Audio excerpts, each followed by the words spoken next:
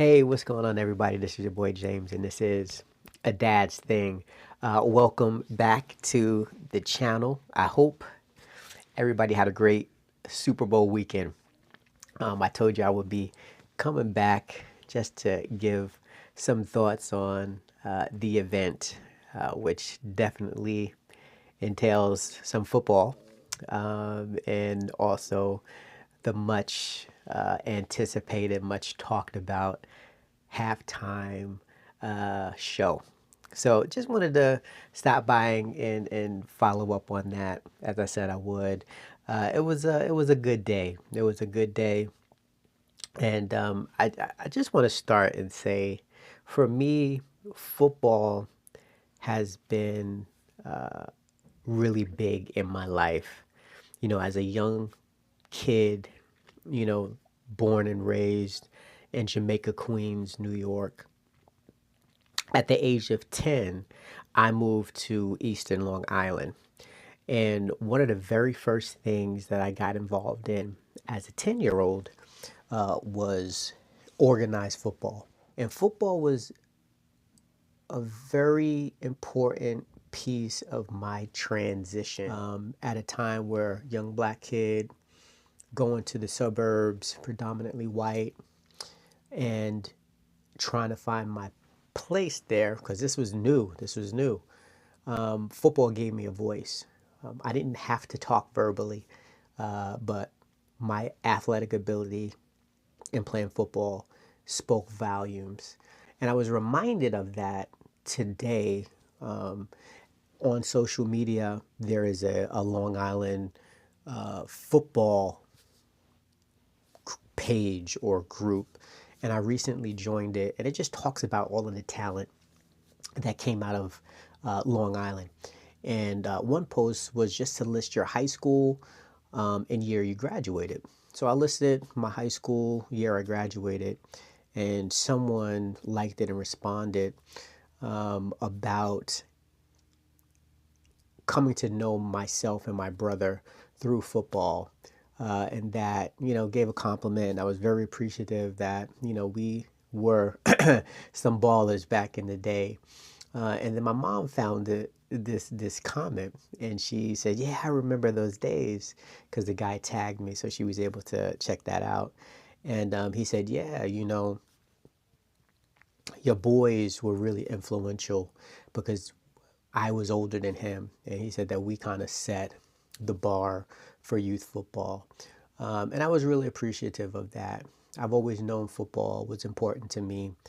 I didn't know really how important me playing football was to others. Even though I played the sport, when I moved on to high school and moved on to be able to play, fortunate enough to play in college, I remember playing for my family. And it wasn't really because, I was this football player that wanted to go pro and all of that. I really wanted to make my family proud of me, give them something that they can do on the weekends, and really find pride in that. So football has a really important place in my heart. And a few years back, we had our Colin Kaepernick situation. And it really was a very difficult time to enjoy the game of football. There's so much more to it than just the game. There's relationships, there's influence. I just talked about having influence on a younger generation or younger age than me, and how they looked up to us. But it teaches you so much discipline, the importance of teamwork. I've played lots of sports, but I've yet to find a sport that I've participated in, whether it be basketball, track, baseball, soccer, whatever it is. And I know a lot of athletes would say this, but I do believe, based off of past experience, it is the ultimate team sport. So very important. I always have seen more about life in football and sports in general, but in football, because that's something I've played a lot of, that connects to everyday life. And Super Bowl Sunday was no different. We had a big international star be the halftime performer. Nothing new. Ain't nothing new. You bring the best of the best to this big game. And to have a lot of the backlash because of the day and age we're in, it was much more than normal, right? Again, everybody doesn't like every entertainer that comes on stage. That's a given. Some people are going to be upset, right? But in my lifetime, and I'm 50 years old, y'all know this, I've never seen people not like who is performing based off of other things. And when I mean other things, ability to speak English or perceived nationality. And that's what I really wanted to come and talk a little bit more about, is the fact that, you know, Puerto Rico is a United States territory. The people of Puerto Rico are born with United States of American citizenship. And that's important because there's a lot of people who don't know that. And I want to quickly read something, and then I'm going to talk a little bit more about how this led to conversation in my household with my daughters. So let me read this really quick. I pulled this up. Puerto Rico is a United States territory because it was acquired from Spain in 1898 following the Spanish-American War.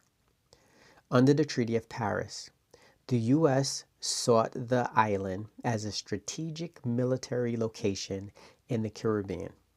It is considered an unincorporated territory rather than a state. Historical points and key historical and political points. Acquisition, 1898.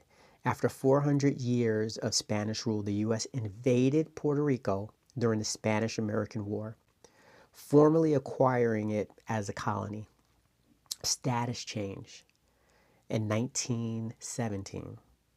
The Jones-Scofield Act granted U.S. citizenship to Puerto Ricans, allowing for free movement between the island and the U.S. mainland.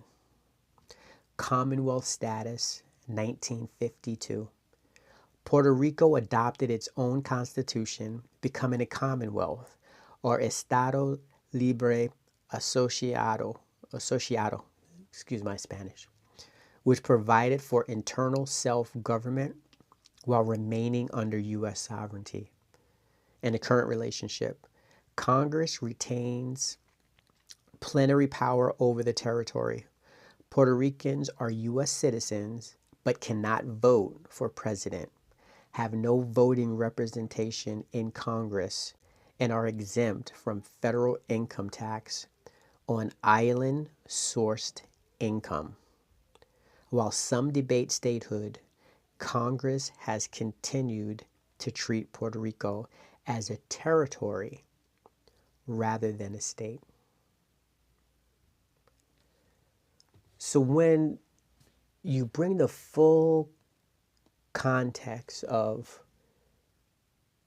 what Puerto Rico is in relation to the United States, the mainland, you see some things. And what you see is, again, a darker side of America. Puerto Rico was acquired through war. That means something. Puerto Ricans don't have the ability to vote. They don't have representation in the government. As I read, that all means something. And I think, and I feel, it's another example of how the United States has a very hard time looking at its violent, its destructive past of taking things by force. And I believe that that was at the heart of all of the conversation about who was performing at the halftime show. That was the underlining, the underbelly of all of the resistance to who was going to be performing. Even though Bad Bunny is one of the top, if not the biggest worldwide performer there is today. So I wanted to lay that out for you. And then, next, what I'm going to talk about is just a conversation I had to have with my daughter in regards to this subject. She had some learning to do. So, my youngest daughter. So, we were having a conversation a few days before the Super Bowl, and we were talking about the halftime show. And just curious of, what they heard about it, what they knew about it, so on and so forth. And my youngest daughter said something that had me scratching my head. And I could have been really, really mad and angry, and I could have responded in a certain way. But I know I need to pause and breathe sometimes when I hear things from kids and then respond accordingly. But basically, what she said was, Bad Bunny, who she knows who he is and have heard some music and stuff like that, thought because he is Spanish speaking first, primarily, that he wasn't American. And I'm like, where did you get that from? Like, where did you hear that? And in her little mind, her young mind, developing mind and brain and trying to gain knowledge, she was associating speaking a different language to not being American. And I'm like, man, I got some work to do. I know that our schools don't do a good enough job of teaching certain things. I didn't think that at this stage and age of her schooling, which is a sixth grader, I thought she might know better. But there's many adults that don't know better. So I didn't put all of that weight on her. So I just said, hey, go Google it. Go get your tablet or whatever it is you're working with over there. And I want you to Google Puerto Rico, and I want 5 facts about what and who and where Puerto Rico is. So she did that, and she came back with some information, and she educated herself. And my wife, my oldest daughter, participated in this conversation. And we discussed this as a family. And it was beautiful, you know. Again, it was something that I could have been very upset and looked at her through my adult eyes and seeing all of what's going on day in and day out about this Super Bowl halftime show, about Bad Bunny and not being American. And I could have been upset. But we used that opportunity to grow together as a family, to educate ourselves as a family, and we use it as a teachable moment. And I personally found out some more facts and details that I wasn't aware of. And I read some of those things, exactly what it means to be a U.S. territory, what are your rights and what aren't your rights. But then to also, again, go underneath it all and really come to a conclusion, which I'm not afraid to say, and I've already said it, the dark past of, this country and the things that we've done and how hard it is to admit to it how hard it is to, in cases where you need to ask for forgiveness, and how hard it is to do the right thing because it's the right thing to do, right? So it was a learnable, teachable. It was a moment that we all could grow together, and I'm glad we had that opportunity to do it in the way that we did. And again, it just reminds me of the importance, as I'm here on this channel called The Dad's Thing, is to not leave anything in life to someone else to be the sole and primary teacher to my children.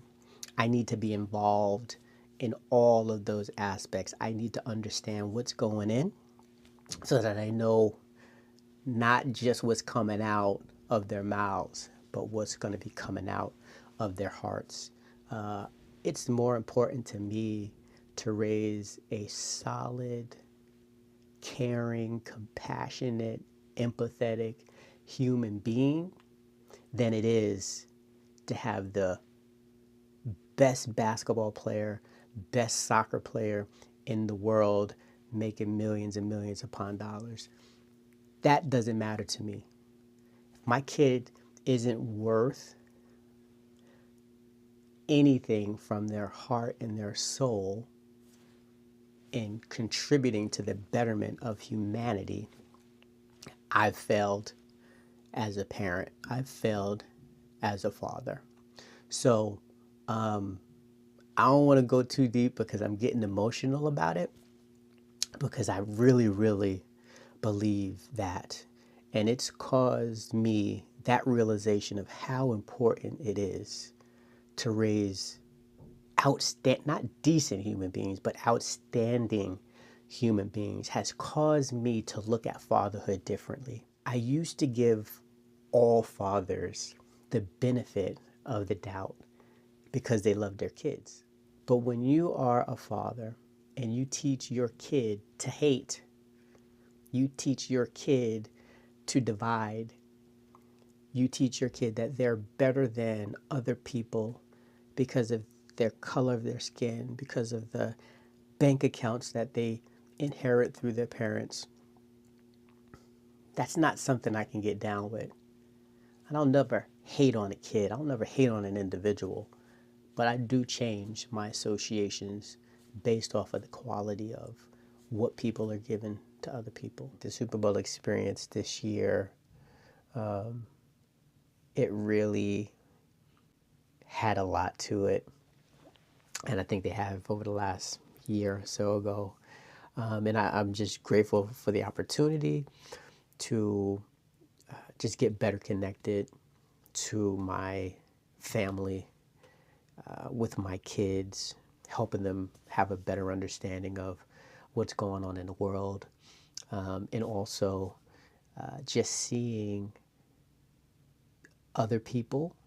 And when I mean other people, I mean other cultures, have an experience of pride on such a big stage.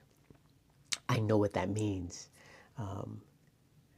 The one time in my life that I felt that was when President Barack Obama won the presidency.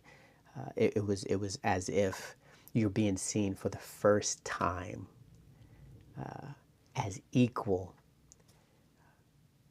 and for this country to live up to what it talks about, all men are created equal. And I just hope that we can build upon that, because I always will say we are better together, and all of our differences, that just makes us richer. It makes us more creative. It gives us more opportunities to think in a wider scope to make this the best country it could possibly be, and a leader of so many good and great things. So, as always, God bless, take care, be good, and I'll see you on the next one. Peace.